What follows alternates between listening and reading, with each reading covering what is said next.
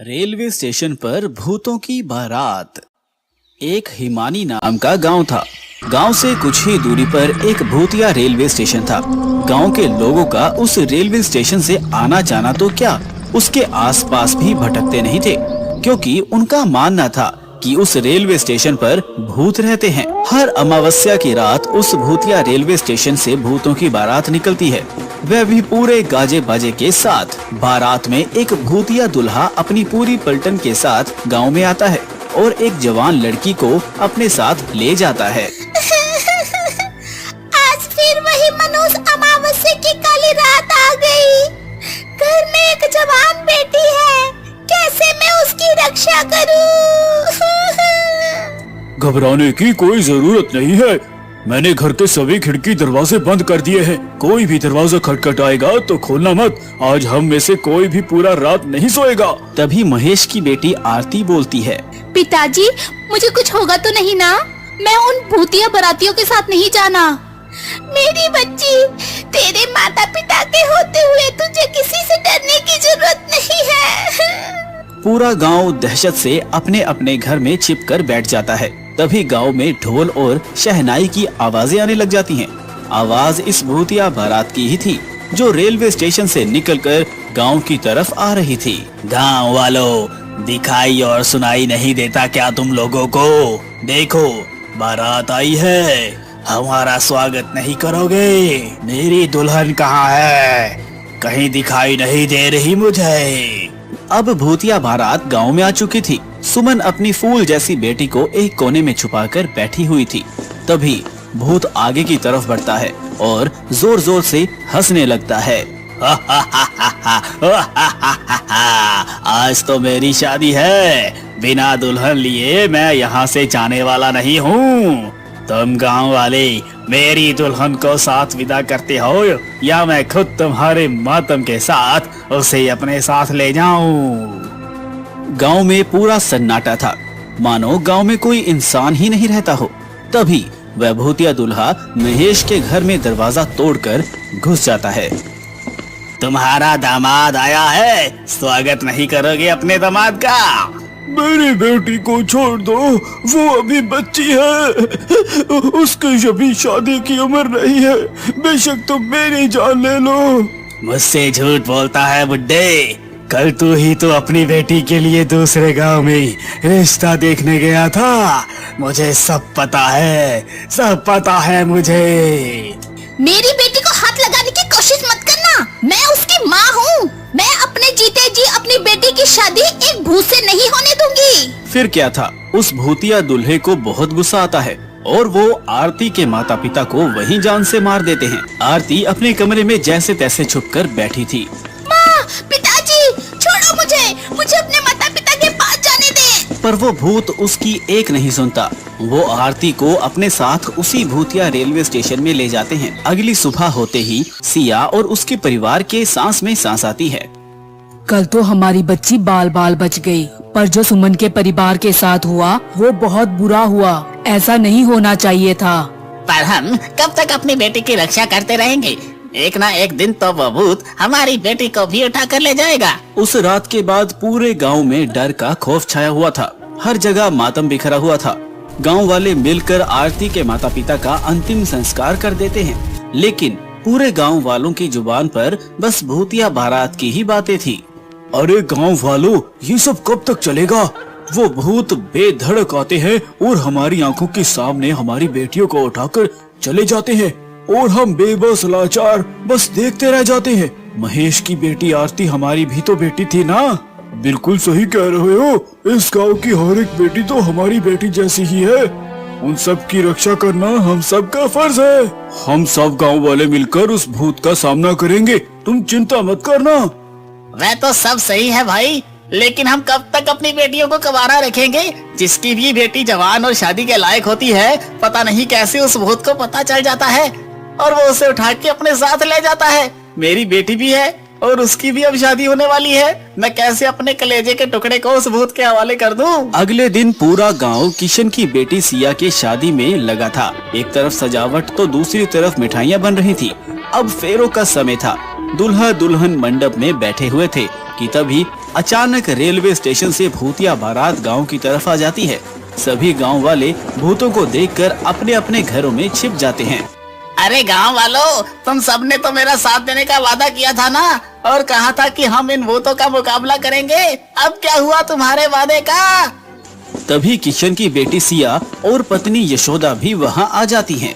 तुम्हारा ये साहस कि मेरे बिना तुम अपनी बेटी की शादी करने चले थे। जैसे ही भूत सिया के माता पिता को मारने वाला होता है कि तभी सिया उसी भूतिया दूल्हे के सामने आ जाती है और कहती है, आप मेरे माँ बापू जी को मत मारिए।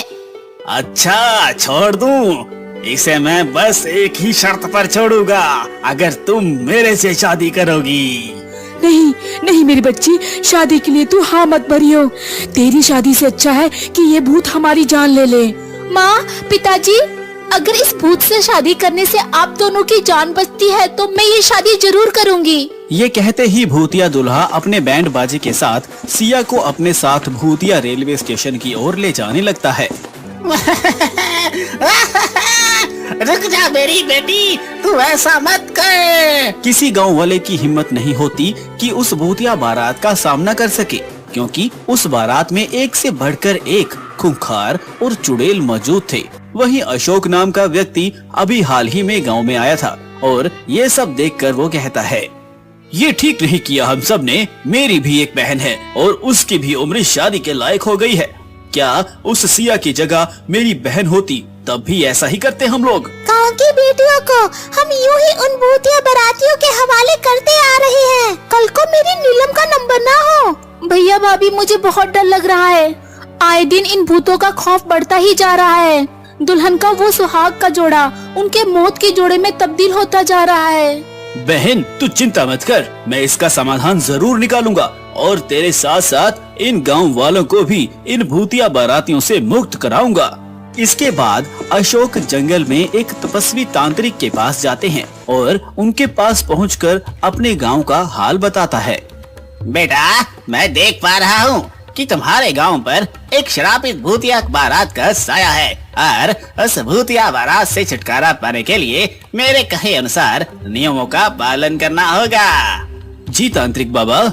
इसके बाद वो तांत्रिक अशोक को समाधान और नियम बताते हुए एक गंगा जल की बोतल देते हैं और कहते हैं, जा बच्चा, तेरे और तेरे गांव वालों का कल्याण हो। जिसके बाद अशोक गंगा जल लेकर गांव आ जाता है और सभी गांव से कहता है, सुनिए गांव वालों, इस भूतिया बारात से छुटकारा पाने का एक उपाय मुझे मिल चुका है, लेकिन इस काम को पूरा करने के लिए मुझे आप सबका साथ चाहिए होगा। हम सब तुम्हारा साथ देंगे। बताओ क्या करना करना है। बस आप सब एक काम कीजिए कि आज की रात शादी का प्रबंध कीजिए, बाकी सब मैं संभाल लूंगा। अशोक के ऐसा कहते ही पूरा गांव शादी की तैयारी में लग गया और ऐसे ही अब रात हो चली थी और शादी की बात उन भूतिया बारात को भी पता चल गई थी। जिसके बाद वो भूतिया बारात बैंड बाजे के साथ गांव में आ खड़ी हुई। कहाँ है मेरी दुल्हन? बताओ, कहाँ है मेरी दुल्हन? भूतिया दुल्हा मंडप में एक दुल्हन को देखता है और उसे अपने साथ भूतिया रेलवे स्टेशन के अंदर एक पुरानी सी ट्रेन के डिब्बे में लेकर चला जाता है, जहाँ पर बहुत सारे कंकाल ही कंकाल पड़े हुए थे। तभी वह दुल्हन घूंघट उठाते हुए कहता है, ये नहीं तुम्हारी दुल्हन, कर लो अब शादी। धोखा, धोखा हुआ है मेरे साथ, धोखा। मैं तुम्हें नहीं छोड़ूंगा। भूत के ऐसा कहते ही अशोक अपने हाथों में छुपाए हुए गंगा जल को उस ट्रेन में पड़े कंकाल के ऊपर छिड़क देता है और बाहर निकल जाता है। जिसके बाद उस पूरी ट्रेन में आग लग जाती है और वो भूतिया बारात उस आग में भस्म हो जाती है। अशोक के इस काम से अब गांव में बेटियों की शादी अच्छे से होने लगती है और सब कुछ ठीक हो जाता है। श्रुति अपनी सास, पति, ससुर और 1 साल की बेटी पिंकी के साथ रहती थी। उनके दिन गरीबी में कट रहे थे। मोहन सारा दिन गांव के पास वाले रेलवे स्टेशन पर जाकर कुली का काम करता था, लेकिन उसकी कमाई से पूरे परिवार का खर्च चलाना भी मुश्किल पड़ता था। भाग्यवान, लाओ रोटी दे दो, बड़े जोरों से भूख लगी है। श्रुति, ओ श्रुति। मोहन श्रुति को आवाजें लगाने लगा, लेकिन कोई जवाब नहीं आया। न जाने ये कहाँ चली गई है। मोहन घर में ही बैठकर श्रुति की राह देखने लगा। उसकी बेटी पिंकी स्कूल गई हुई थी और माँ बाप सो रहे थे। मोहन की भी राह देखते देखते आंख लग गई। कुछ देर बाद उसे किसी के कदमों की आहट महसूस हुई और मोहन जाग गया। कौन है? घबराइए मत, मैं हूँ। अरे श्रुति कहाँ चली गई थी? जानती हो मैं कितनी तेज भूख से रेलवे स्टेशन से सीधा घर आया था। लो मुझे जल्दी से रोटी दे दो। रोटी तो मैं दे दूंगी, लेकिन किसके साथ दूं? घर में एक भी सब्जी देखने को भी नहीं है। अगर ऐसा है तो तुमने मुझे इस बारे में पहले क्यों नहीं बताया? आपसे बोला तो था, लेकिन पैसे की तंगी की वजह से दिमाग इतना खराब रहता है तो आप मेरी बात पर ध्यान नहीं दे पाए। न जाने ये पैसे की किल्लत किस दिन खत्म होगी। पता नहीं, 2 वक्त की रोटी भी तरस तरस कर नसीब होती है। श्रुति ऐसा बोल ही रही थी कि तभी उसकी पड़ोसन, जो कि उसकी अच्छी दोस्त भी थी, वो उनके दरवाजे पर एक बर्तन हाथ में लेकर आई। अरे श्रुति, तू इसे घर ही बुलाई थी? किसे? ये खाना जो मैंने तुझसे बनवाई थी, जो मैंने थोड़ी सी तेरे लिए भी निकाल दी थी, लेकिन मैं तुझे बताना ही भूल गई। ये ले। तेरा शुक्रिया। श्रुति की पड़ोसन उसे वो बर्तन थमाकर चली गई। ये सब क्या है श्रुति? कुछ नहीं जी, वो प्रिया ने मुझे आज पूरी सब्जी और खाने की कई सारी चीजें बनवाई थी। बोल रही थी कि मैं खाना अच्छा बनाती हूँ, तो आज का ये खास खाना मैं उसके लिए बना दूँ। अच्छा, वैसे ऐसे लोगों के भी मजे है। अगर मुझे ऐसा खाना महीने में एक बार भी खाने को मिले तो मैं कभी भी अपनी जिंदगी को दोष ना दूं। दोष तो देना भी नहीं चाहिए। ना जाने कितने लोग हमारी जैसी जिंदगी के लिए तरसते रहते हैं, इसीलिए हमें हर हाल में खुश रहना चाहिए। अच्छा चलिए, अब बहुत बातें हो गई, जल्दी से आप खाना खा लीजिए। इतने में मोहन ने अपने हाथ और मुंह को धोया। इतनी ही देर में पिंकी भी स्कूल से आ गई और पड़ोसन के दिए हुए खाने को श्रुति ने अपनी सास, ससुर और पति और बेटी के बीच में बांट दिया। वाह वाह वाह, मजा आ गया। श्रुति, क्या ये सब खाना सच में तुम ही बनाई है? आपको कोई शक है? नहीं नहीं, बिल्कुल नहीं। मैं जानता हूँ कि मेरी बीवी बहुत ही स्वादिष्ट खाना बनाती है, तभी तो हम पूरे हफ्ते सिर्फ आलू खाकर ही अपना गुजारा कर लेते हैं। मोहन की बात सुनकर सभी हंसने लगे। थोड़े से खाने में गरीब परिवार ने अपना पेट भर लिया था। प्याज या सिर्फ नमक से रोटी खाने वाले लोगों को अचानक ही इतना स्वादिष्ट खाना मिल जाना किसी खजाने से कम नहीं था। उनके दिन ऐसे ही गरीबी में कट रहे थे। ना उन लोगों के पास कुछ अच्छा खाने को था और ना ही पहनने को, लेकिन फिर भी वो लोग हंसी खुशी अपना समय बिता रहे थे। एक दिन मोहन का दोस्त राज ट्रेन से उतरकर उसे देखकर उसके पास आया। अरे मोहन, कहाँ है भाई? अरे कौन भाई? पहचाना नहीं? तेरा दोस्त, तेरा यार हूँ मैं। अरे अरे राज, आजा भाई आजा। कैसा है? बढ़िया, तू बता, इतने समय बाद तेरे क्या हाल चाल है? हमारा भी सब बढ़िया। बस बहुत सालों बाद गांव आया था और मैं ट्रेन से उतरते तुझे देखा तो सोचा बचपन के यार से मिलता चलूं। बहुत अच्छा किया, आ घर चल। नहीं नहीं, बस अभी ही मुझे लौटना है। वैसे मोहन, इतने सालों में तू तो काफी बदल गया, लेकिन ये कुली का काम आज भी वैसा ही है। तूने ये काम छोड़ा नहीं? तेरा काम वाम सही चल रहा है या नहीं? तू खुद ही देख ले, बस यही काम है। क्या भाई, इतनी महंगाई के जमाने में तू सिर्फ स्कूली के काम के सहारे अपना घर चलाता है? तो मैं और क्या करूं? मेरी मान, तो इस काम को छोड़कर कोई दूसरा काम शुरू कर ले। दुनिया कहां से कहां पहुंच रही है और तू आज भी यहीं अटका हुआ है। जानता हूँ, लेकिन मैं क्या काम शुरू करूं? कोई भी नया काम करने के लिए पैसों की जरूरत पड़ती है, जो कि मेरे पास देखने को भी नहीं है। तू चिंता क्यों करता है? अभी तेरा दोस्त जिंदा है। मैं दूंगा तुझे कारोबार लगाने के लिए पैसे, और जब तेरा काम चल जाए तू मेरा पैसा लौटा देना। राज ने मोहन को उम्मीद की एक किरण दिखाई। मोहन को भी राज का विचार अच्छा लगा और वो दिन भर बस यही सोचता रहा कि वो क्या करे।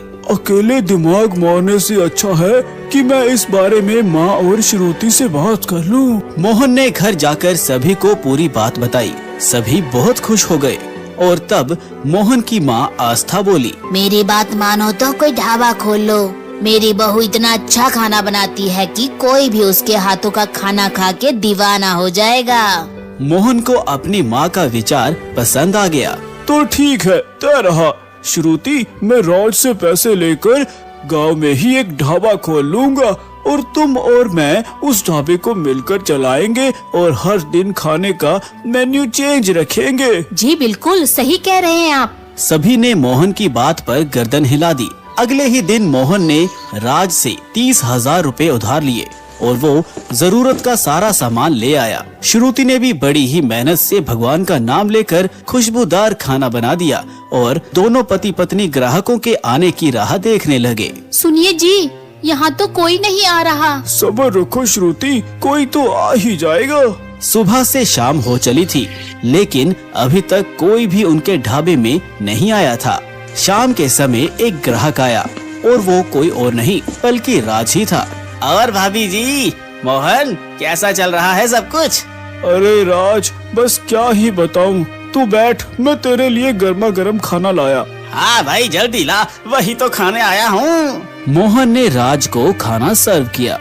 उसे खाते ही राज मानो किसी और ही दुनिया में खो गया। वाह वाह वाह भाभी जी, ये तो गजब बना है। शुक्रिया। मोहन भाई, सुबह से अब तक तो भगोना खाली हो गया होगा।